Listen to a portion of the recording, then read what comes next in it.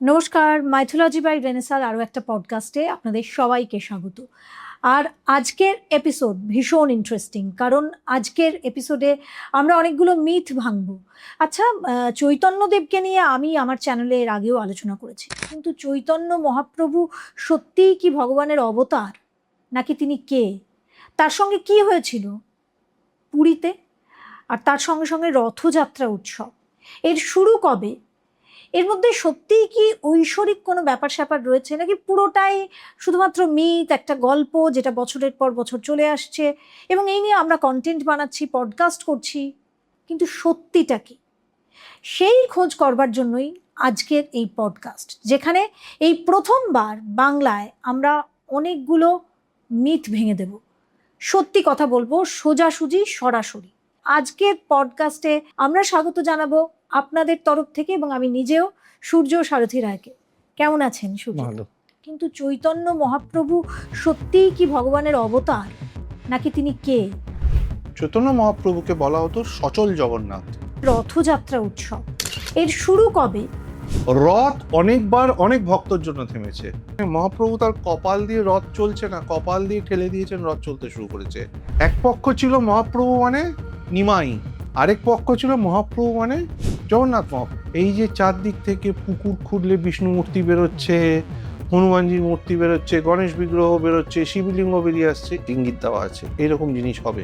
তার মানে কি ভগবান আসার সময় হয়েছে? সময় খুব কাছে আছে। কল্কি অবতার। আপনি আলারনাথে যান, আলারনাথে ওনার শরীরের উনি পাল্ট করেছিলেন, সেটা চিহ্ন আছে। আপনি সেখানে টর্সো হাইটটা দেখুন, massive, it itself is 3.5 feet. মহাভাবে ওনার জয়েন্টস খুলে যেত সব। আবার কখনো গুটিয়ে গিয়ে গম্ভীরার মধ্যে যেন গুটিয়ে গিয়ে মহাভাবে এই একটা কচ্ছপের মতন। কেউ বলে 9 বছর বয়সে কংসকে মেরেছিল, ক্রুর এসেছিল ওনাকে নিতে, কেউ বলে 11 বছর বয়স। What is the actual correct age? এটার বিবরণ কে দিয়েছে? যে চৈতন্য মহাপ্রভুকে কি মেরে ফেলা হয়েছিল? বৈষ্ণবরা কিন্তু মানেন না ওনাকে মারা হয়েছিল। গোবিন্দ বিদ্যাধরের সবচেয়ে বড় শত্রু ছিল মহাপ্রভু। এগুলো কিছু জিনিস আছে যেগুলো আমার মনে হয় আজ থেকে 50 বছর পরেও প্রমাণ করা খুব ডিফিকাল্ট হবে। সেই জন্য হা কৃষ্ণ হা কৃষ্ণ হা কৃষ্ণ।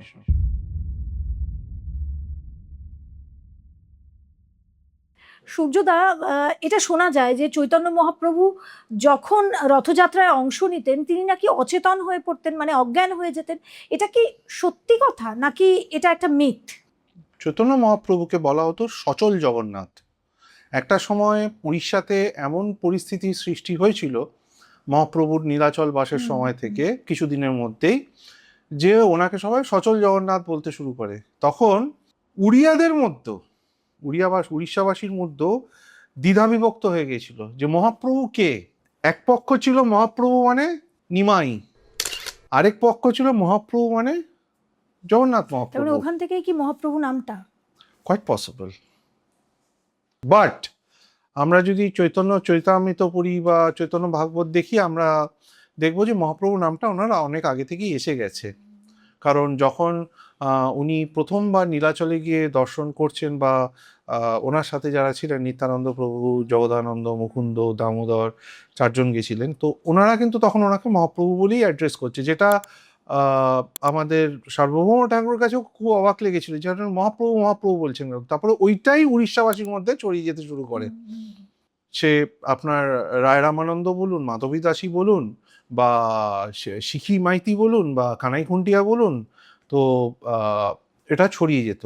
আর রথযাত্রার যে বিবরণ পাওয়া যায় আপনার চৈতন্য চৈতামৃত থেকে, বা আমাদের ঈশ্বর দাসের চৈতন্য ভাগবত থেকে, বা আরও পরবর্তী, এই দুটো হচ্ছে সবচেয়ে কাছের টাইম লাইন ওনার, মানে ওনার মৃত্যুর 70-80 বছরের মধ্যে এই দুটো লেখা হয়েছিল। তো আর কিছু পাওয়া যায় অচ্যুতানন্দ পঞ্চসখা, উড়িষ্যার যে পঞ্চসখা, এদের থেকে।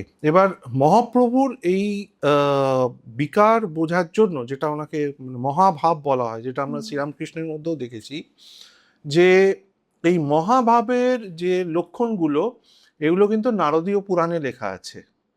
আর এই নারদীয় পুরাণ বা গরুড় পুরাণ, এইখানে যে মহাভাবের গুণগুলো লেখা আছে, তার মধ্যে এটাও একটা অদ্ভুতভাবে, আমি বলছি আপনাকে, শুনুন, আপনি শুনলে অবাক হবেন, লেখা আছে যখন সময় ফিরে আসবে আবার ঈশ্বরের প্রকট হওয়ার, তখন কিন্তু এই যে চারদিক থেকে পুকুর খুঁড়লে বিষ্ণু মূর্তি বেরোচ্ছে, হনুমানজির মূর্তি বেরোচ্ছে, গণেশ বিগ্রহ বেরোচ্ছে, শিবলিঙ্গ বেরিয়ে আসছে, এইগুলো হবে।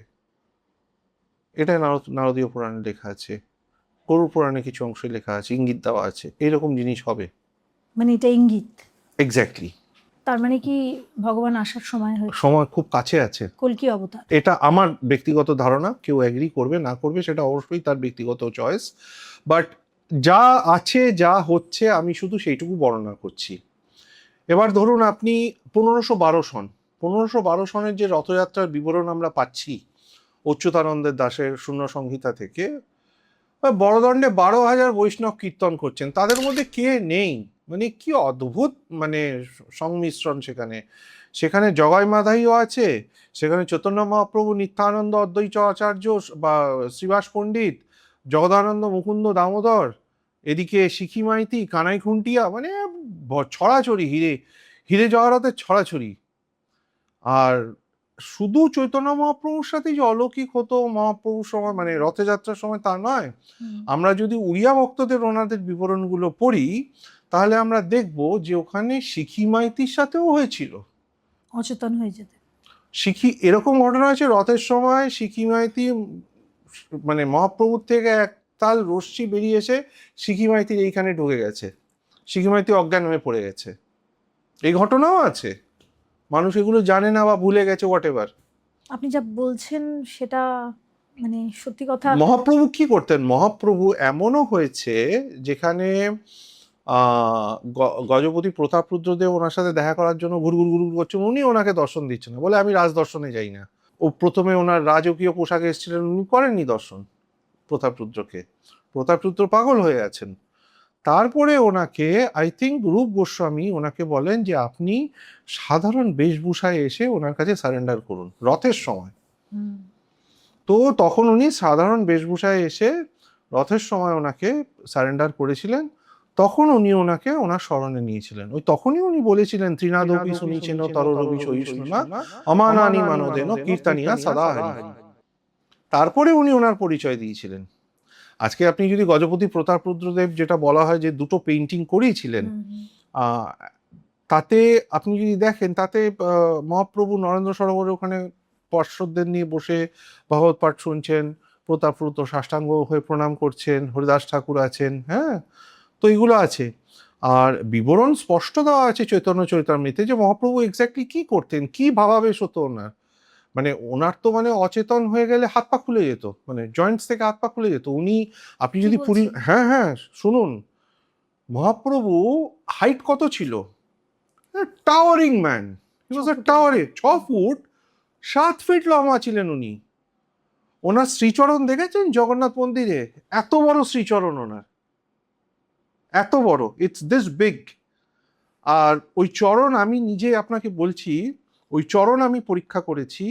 আর নাটমণ্ডপে গরুর স্তম্ভের পিছনে ওনার আঙ্গুলের ছাপ আছে, এইরকম, এই আর এই আঙ্গুল এরকম করে দর্শন করতেন উনি জগন্নাথকে, এরকম করে সোজাসুজি করতেন, সোজাসুজি করতেন না, এইখান থেকে কেটে করতেন একটু হেলে, এরকম করে হেলান দিয়ে, যাতে উনি জগন্নাথকে সোজা দেখতে পান, মানে সামথিং লাইক দিস, এরকম ভাবে। তো ওই যে আঙ্গুলগুলো উনি দিয়ে রেখেছেন, এবার আঙ্গুলগুলোকে যদি আমি হাইটটা মাপি আঙ্গুলের, তাহলে সে কাঁচটা কোথায় থাকবে? আমি নিজে 6 ফিট 1 ইঞ্চি লম্বা, আমাকে ডিঙি মেরেও আমি ওনার শোল্ডার লেভেল রিচ করতে পারি না। আপনি ভাবুন তাহলে মানুষটার সাইজ কি ছিল। তিনি কোনো সাধারণ মানুষ নন, অবশ্যই টন। আচ্ছা, এই মানুষের যখন আপনি আলারনাথে যান, আলারনাথে ওনার শরীরের উনি ওলট পালট করেছিলেন, সেটা চিহ্ন আছে। আপনি সেখানে টর্সো হাইটটা দেখুন, কোমর থেকে এত অব্দি, এটাকে বলা হয় টর্সো। আপনি ওনার ওই পোর্শনটা দেখুন, massive massive, it itself is 3.5 feet. আচ্ছা, এরপর যেটা আসছে প্রশ্ন বা কথা, ওনার মহাভাব, আপনি ওনার যে ভাবটার কথা বলেছেন বা যা মহাদশার কথা বলেছেন, ওটা মহাভাব বলা হয়।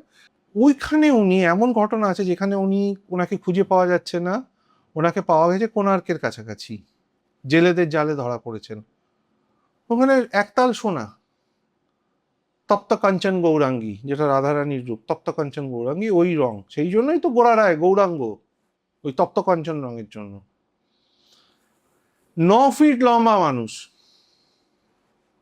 এবার এই 9 ফিট কি করে হলো? মহাভাবে ওনার জয়েন্টস খুলে যেত সব, এই হাত ফাত করে সব, হাত পা হাঁটু থেকে সব খুলে যেত, 9 ফিট হয়ে যেতেন। আবার কখনো গুটিয়ে গিয়ে গম্ভীরার মধ্যে যেন গুটিয়ে গিয়ে মহাভাবে এই একটা কচ্ছপের মতন হয়ে যেতেন। এগুলো প্রপারলি ডকুমেন্টেড। এই যে শ্রীকৃষ্ণের, আপনি শ্রীকৃষ্ণের সাথে ওনার এটা বলছিলেন, শ্রীকৃষ্ণের যে কোন বয়সে কি লীলা হয়েছিল এটা কে বলেছিল? বিভিন্ন আমি পডকাস্ট, রিলস, ডকুমেন্টারিজ দেখি। কেউ বলে 9 বছর বয়সে কংসকে মেরেছিল, ক্রুর এসেছিল ওনাকে নিতে, কেউ বলে 11 বছর বয়স, কেউ বলে 14, কেউ বলে 14। But what is the actual correct age? এটার বিবরণ কে দিয়েছে মানুষ জানে না। বাঙালিরা, Bengal and Bengali should be proud of that fact. Rup Goswami তার মথুরা মাহাত্ম্যতে এই জিনিসটা দিয়েছে। It is the only text. এটা গর্গ সংহিতাতেও নেই।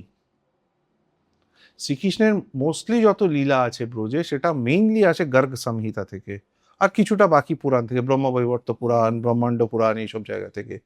বাট মেইনটা আসে গর্গ সংহিতা থেকে। বাট এইটা দিয়েছেন রূপ গোস্বামী আমাদের। আপনি ভাবুন, সরগোস্বামী, পার্টিকুলারলি রূপ সনাতন জীব, আকবরের ফরমানের পর ফরমান আছে, জাহাঙ্গীরের ফরমানের পর ফরমান আছে, শাহজাহানের ফরমান আছে, রূপ গোসাই জিউ গোসাই, রূপ গোসাই জিউ গোসাই 1000 একর জমি দিয়ে গেছে 7টা মন্দিরের গ্রুপকে আকবর 1598 সনে। ফরমান আছে। Bengali should be proud. মানুষ তো আমাদের লালাবাবুকে অব্দি ভুলে গেছে। কে লালাবাবু? লালাবাবুতে এই যে ব্রজ আর বরসানা দেখছেন, এ তো লালাবাবুর জমিদারিতে আসতো। Bengalis were owning. Chaitanya Charitamrita কি বলে যে এরকমও ঘটনা হয়েছে যেখানে মহাপ্রভু তার কপাল দিয়ে রথ চলছে না, কপাল দিয়ে ঠেলে দিয়েছেন, রথ চলতে শুরু করেছে। এটা কি সত্যি? সত্যি ঘটনা। রথ অনেকবার অনেক ভক্তর জন্য থেমেছে। Salabega is the greatest example. Ahe Nila Saila, যার সৃষ্টি। Balaram Das classic example. এরকম অনেকবার আছে, অনেকবার চৈতন্য আছে। মহাপ্রভুর সেই শক্তিটা ছিল অবশ্যই। ডিভাইন। এটা তো ডিভাইন, এটাই divine. This is divinity. This is beyond comparison. Beyond comparison. Beyond comparison. তিনি কি তার মানে সত্যি কৃষ্ণের অবতার? অবশ্যই রাধাকৃষ্ণের যুগ্ম অবতার। অবশ্যই। যতদিন উনি নবদ্বীপে ছিলেন, রাধাকৃষ্ণের সম্মিলিত রূপ ছিল। যেদিন উনি পুরীর জগন্নাথে গেলেন, জগন্নাথ মহাপ্রভুকে গিয়ে ধরতে গেলেন, গিয়ে অজ্ঞান হয়ে পড়ে গেলেন, তখন ওনার মধ্য থেকে কৃষ্ণভাব চলে গেল, রাধাভাব রয়ে গেল। সেই জন্য হা কৃষ্ণ, হা কৃষ্ণ, হা কৃষ্ণ। তখন তিনি রাধা, তখন তিনি রাধাভাবে চলে গেছেন। সেই জন্য আপনি যদি রথের সময় যান বা এমনিও যান, আমি আমার রিসার্চের দৌরান আমি যেতে থাকি এতে, আমাদের গম্ভীরাতে, যেটা কাশী মিশ্রালয়। গম্ভীরাতে যত বৈষ্ণব আছেন তারা রাধাভাবে থাকে, মাথায় ঘুমটা দিয়ে রাধাভাবে থাকেন, এবং পৌন্ডি বিজেতে তারা রাধার মতন, মেয়েদের মতন নাচতে থাকেন। তারা নারী রূপে তারা নাচেন, ইনক্লুডিং দ্য মঠাধীশ। ওনাদের স্পেশাল সেবা আছে। এবং এই রথের, জগন্নাথ মহাপ্রভুর রথের উড়িয়া এবং গৌড়ীয়দের মিলন, এবং এর থেকে বিভিন্ন মঠের সৃষ্টি, বিভিন্ন রীতিনীতির সৃষ্টি এখান থেকে যে হয়েছে, এইটাকেই আমি এভলিউশন বলছি। উড়ে গৌড়ীয় গুন্ডিচা মার্জন উৎসব, that was never there till Chaitanya Mahaprabhu went there. Started by Chaitanya Mahaprabhu. ঝালর উৎসব, উড়ে উড়ে গৌড়ীয় মিলন, Chaitanya Mahaprabhu. Everything started by Mahaprabhu. Yes. এটা মহাপ্রভু যাওয়ার পর যখন গৌড়ীয় ভক্তরা ওনার সাথে গিয়ে মিলিত হতো, তার সচিমাতা এখান থেকে পাঠাতো, সেইটাকে বলছে ওই মিলনটাকে, ওইখানে গিয়ে অত অত জিনিস নিয়ে গিয়ে সবাই দিত। উপঢৌকন মহাপ্রভুকে নিয়ে যেত ভালোবেসে নিমাইয়ের জন্য, বিশ্বম্বরের জন্য। তখন সেটা উড়ে গৌড়ীয় মিলন হলো। তখন ঝালর উৎসব হলো। I have been a part of all of this. আমি আগের বছর গুন্ডিচা মার্জন উৎসবও করেছি। উড়িয়া ভক্তদের কথা যখন বলছি, এই যে পঞ্চভক্ত ব্রজলীলায় শ্রীকৃষ্ণের দ্বাদশ গোপালের একটা কনসেপ্ট আছে, যে 12 জন গোপাল বালক যাদের সাথে, যাদব বালক যাদের সাথে উনি খেলতেন, সুদাম সখা, সুবাল, সুবল, আরো অনেকে আছে, মনসুখ, নামগুলো অতগুলো নাম মনে নেই আমার এখন। তো এদের মধ্যে 5 জন রিইনকার্নেট হয়েছিল পঞ্চসখা হয়ে উড়িষ্যার। হ্যাঁ, বাংলাতেও হয়েছে।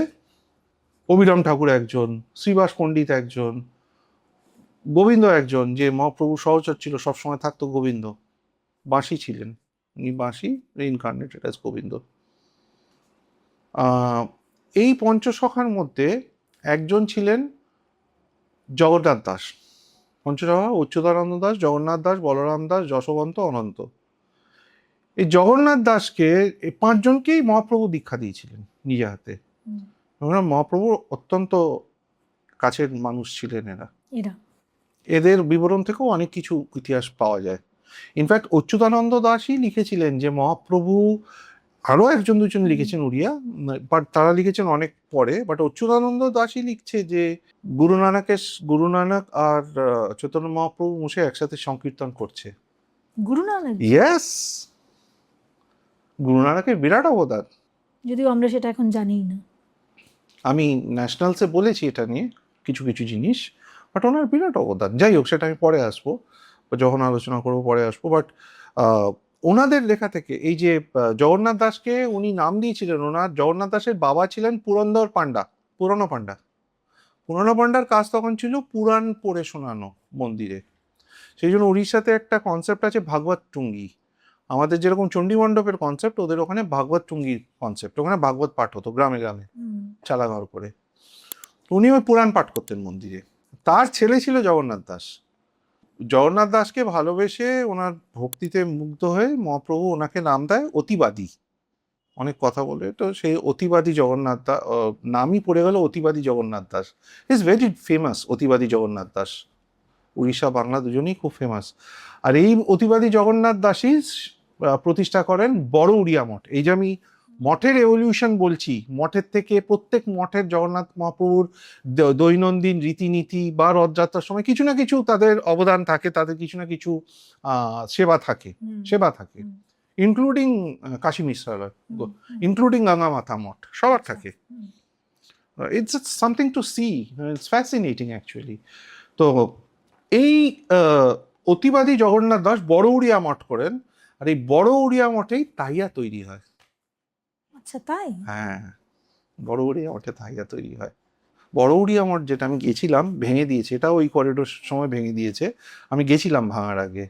ওখানে সব এই যে পটগুলো হয়, যেগুলোতে মহাপ্রভুর মহাপ্রসাদ তৈরি হয়, ওই পটগুলো এনে ওখানে গোডাউন করা হতো বড় উড়িয়া মঠে। মঠ কি করে ভেঙে দেওয়া যায়? Century old structure, 600 year old, 500 year old মাঠ ভেঙে দিল।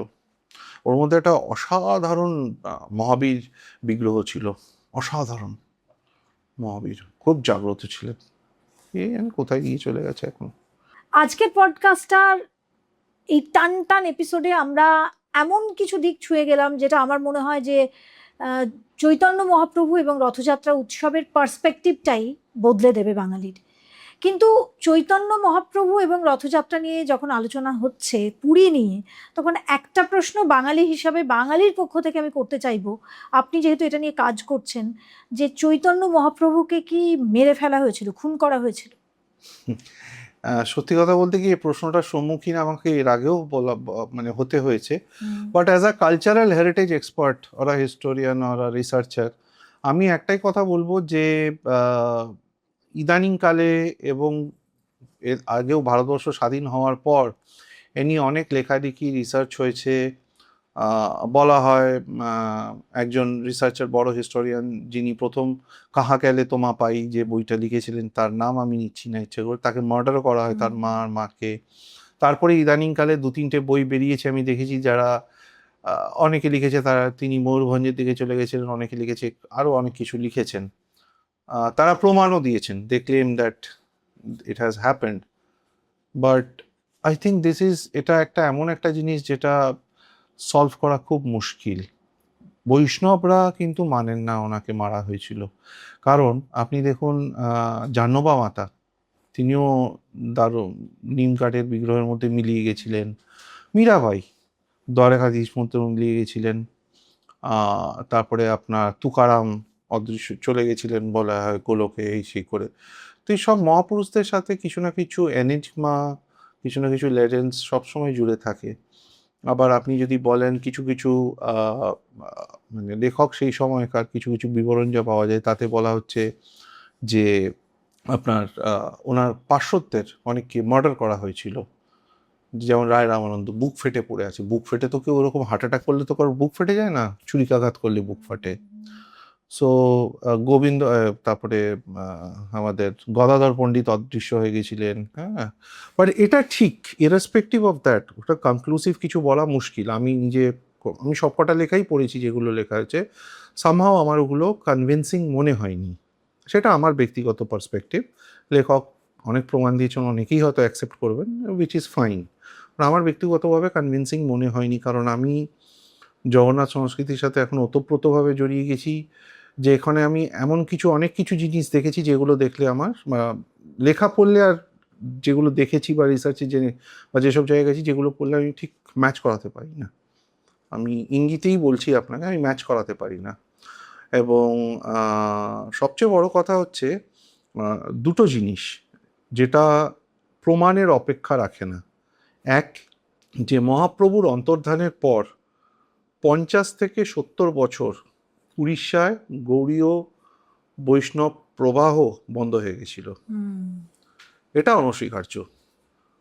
প্রথম কথা, এটা অনস্বীকার্য, এটা হয়েছিল। দ্বিতীয়, মহাপ্রভুকে যেভাবে সরিয়ে দেওয়া হয় বা সরে যান বা হোয়াট এভার, এবং তারপর প্রতাপরুদ্রর মার্ডার, এবং তারপরে তার ছেলেদের মার্ডার, এবং তারপরে ভৈ ডাইনেস্টি শুরু গোবিন্দ বিদ্যাধরের হাত ধরে, that was the point when Odisha's decline started. কারণ ধর্মের নাশ হয়ে গেছিল ওই সময়। এবং গোবিন্দ বিদ্যাধর যেভাবে প্রতাপরুদ্রের 2 সন্তানকে হত্যা করেছিল বিষ দিয়ে, এবং যেভাবে মন্ত্রিত্ব থেকে ও রাজা হয়েছিল, ভৈ ডাইনেস্টি প্রতিষ্ঠা করেছিল, দেখুন ভৈ ডাইনেস্টি আসার পর উড়িষ্যা খুব উইক হয়ে গেছিল। সেই জন্য কালাপাহাড় খেয়ে বেরিয়ে গেল 1568-তে। and that was the drop of Hindu religion. 1533-এ Mahaprabhu চলে যান, আর 1568 কত হয় 25 বছর। 25 বছরের মধ্যে হিন্দুদের বর্চস্ব উড়িষ্যা থেকে শেষ হয়ে যায়, হিন্দু রাজা শেষ হয়ে যায় কালাপাহাড়ের হাত দিয়ে। তারপরে মুসলমানদের অধীন থাকতে হয়, তারপরে মারাঠাদের অধীন, তারপর ব্রিটিশার্সদের অধীন। মুসলমানরা কখনো মুঘলরা অ্যাটাক করেছে, কখনো বেঙ্গল সুলতানেট অ্যাটাক করেছে, কখনো দিল্লি সুলতানেট অ্যাটাক করেছে, বাট হেড ছিল উড়িষ্যার হিন্দু রাজা। তো কিছু জিনিস আছে যেগুলো অনস্বীকার্য, and probably the worst thing that could happen to a illustrious state like Orissa was Govinda Vidyadhar. I hate that man. I hate that man. আমি এখনো বুঝে পাই না গজপতি প্রতাপরুদ্রদেব কেন ওনাকে সবকিছু জানা সত্ত্বেও ছেড়ে খোলা হাত দিয়ে রেখেছিল। হ্যাঁ, উনি দাক্ষিণাত্যে ব্যস্ত থাকতেন, বিজয়নগরের সাথে লড়াইতে, সব কিছুই ঠিক ছিল, কিন্তু কোথাও না কোথাও। আর আরেকটা জিনিস যেটা আমি ব্যক্তিগতভাবে মনে করি, যে যতদিন মহাপ্রভু ছিলেন নীলাচলে ততদিন গোবিন্দ বিদ্যাধর কিছু করতে পারেনি। কিন্তু কজ গোবিন্দ বিদ্যাধরের সবচেয়ে বড় শত্রু ছিল মহাপ্রভু। দেখুন ভক্তি মুভমেন্টে কি হয়েছিল, দিস ওয়াজ দ্য এরা অফ ভক্তি মুভমেন্ট। ভক্তি মুভমেন্টে কি হয়েছিল, ভক্তি মুভমেন্টে ছুত অছুতের ভেদাভেদ মিশে গেছিল। ছুত অছুতের হিন্দু সোসাইটিতে মিশে গেছিল, জাতপাত মিশে গেছিল, সব বৈষ্ণব হয়ে যাচ্ছিল তখন। সেই জন্য যোগিনীরাও পিছনে চলে যায়, যোগিনী পুজো, সূর্য পুজো সব পিছনে চলে যায়, বিকজ বৈষ্ণবিজম টুক ওভার ভক্তি মুভমেন্টে। ওয়েস্টে তুকারাম, জ্ঞানেশ্বর, তারপরে মীরাবাই, তারপরে সুরদাস, মহাপ্রভু, গুরু নানক, কবির, everybody started challenging the society and its norms. তো সেখানে দাঁড়িয়ে আপনার সব ভেদাভেদ মুছে এক হয়ে গেছিল, এবং এটি কিন্তু ব্রাহ্মণ সমাজের জন্য একেবারেই অ্যাকসেপ্টেবল ছিল না। কারণ একটা সময় পুরীতে প্রচণ্ড ছুতর, মানে ছায়া অবধি মারানোটা এ ছিল। দিজ আর ফ্যাক্টস, কারোর ভালো লাগুক না লাগুক, but these are facts, these are documented facts. ঠিকই। So, and it used to happen almost across everywhere in India, barring a few areas. So, পুরীতে এটা ছিল যেটা গিয়ে মহাপ্রভু মিটিয়ে দেয়, এবং এই জন্য মহাপ্রভু চক্ষুশূল ছিল পাণ্ডাদের।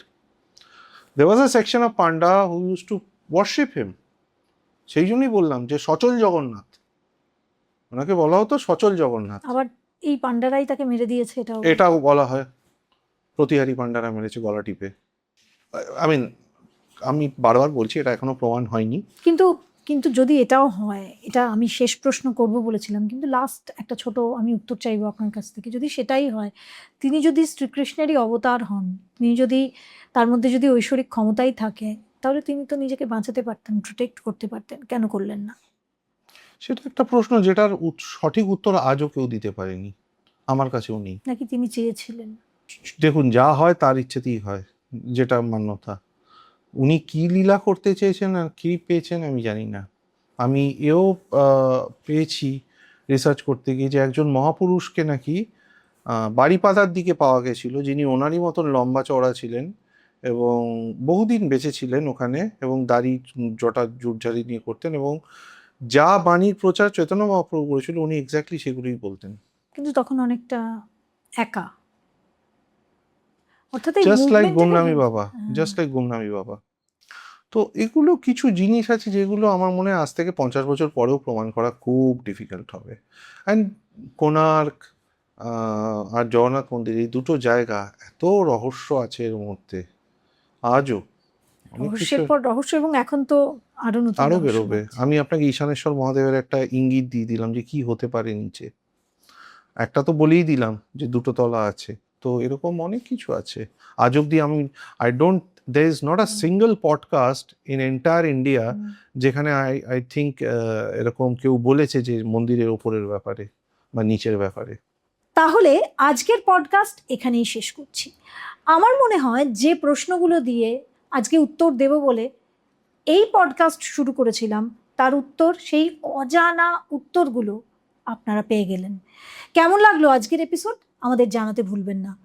আর তার সঙ্গে সঙ্গে চৈতন্য মহাপ্রভু নিয়ে যে যে সত্যিগুলো আজ নির্ভয়ে নির্দ্বিধায় এখানে আলোচনা হলো, বাংলায় প্রথম, শুধু সংবাদ মাধ্যমে নয়, বাংলা ইন্ডাস্ট্রিতে, বাংলার জগতে, বাংলার শিল্প সাহিত্য ধর্মীয় জগতে এই প্রথমবার যে নিয়ে আমরা আলোচনা করলাম, কেমন লাগলো আপনাদের? আপনারা সহমত কিনা অবশ্যই মতামত জানাবেন, কিন্তু অবশ্যই শালীনতা বজায় রেখে, আমরা যেন কখনো ব্যক্তি আক্রমণ করে না ফেলি।